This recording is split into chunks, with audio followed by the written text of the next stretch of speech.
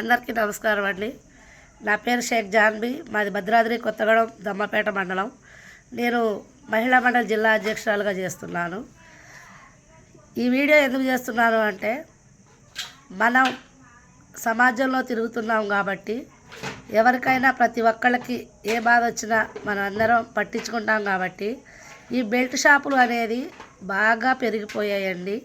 మద్యానికి బానిసయ్యి చిన్న చిన్న పిల్లలు సావు అంచుల వరకు వెళుతున్నారు. కొంతమంది చనిపోతున్నారు. ఇంటికాడ తల్లిదండ్రులు ఎంతో ఏడుస్తున్నారు. అట్లాగే ఆడపిల్లలు ఎంతోమంది వాళ్ళ జీవితాలు నాశనం అయిపోతున్నాయని మా మహిళా మండలికి వచ్చి చెప్పడం కూడా జరుగుతుంది. బయటికి వెళ్తే భయం వేస్తుంది. ఎవరు చూసినా తాగుడు తాగుడు తాగుడు తాగుడు తప్ప రెండో ముచ్చట ఎవరూ చెప్పట్లేదు. ఇదివరకు బ్రాందీ షాపులు ఎక్కడో ఉండేవి. వెళ్ళి తాగాలంటే ఎవరో పెద్దవాళ్ళు వెళ్ళి తాగేవాళ్ళు.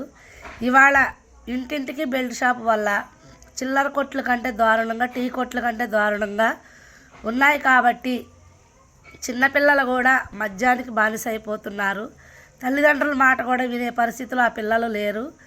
ఇవాళ ఈ ఫోన్లు వచ్చాక, ఈ బ్రాందీ షాపులు వచ్చాక వాళ్ళు ఎలా పోతున్నారో కూడా తల్లిదండ్రులకు కూడా అందుబాటులో దొరకట్లేదు. చనిపోయాక బాధపడుతున్నారు.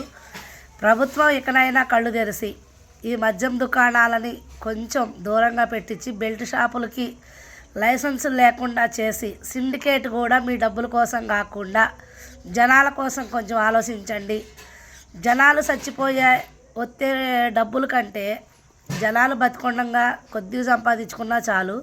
మన ఫ్యామిలీ కోసం మనం చూస్తున్నాం. బయట ఫ్యామిలీలు చాలా పాడైపోతున్నాయి. అర్థం చేసుకొని బెల్ట్ షాపులు తగ్గించండి. సీఎం రేవంత్ రెడ్డి గారికి కూడా చెప్పండి ఈ విషయం. కాంగ్రెస్ ప్రభుత్వం వచ్చాక మద్యం మంచినీళ్ళ కన్నా నిమిక్కులుగా మారుతుంది. నేను రావడంతోనే కనీసం ఎక్కడా కూడా బెల్ట్ షాప్ ఉండదని చెప్పిండు.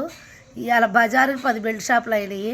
రేవంత్ రెడ్డి గారి దయ, కాంగ్రెస్ పరిపాలన అలా ఉంది. సంవత్సరంకే ఇట్లా ఉంటే 5 సంవత్సరాలకి ఇంకెంత ఉంటుందో చూడండి. దయచేసి బెల్ట్ షాపుల్ని ఆఫ్ చేయడానికి మాతో పాటు మీరు కూడా పోరాడతారని కోరుకుంటూ, మీ జాన్బీ, మహిళా మండలి అధ్యక్షురాలు.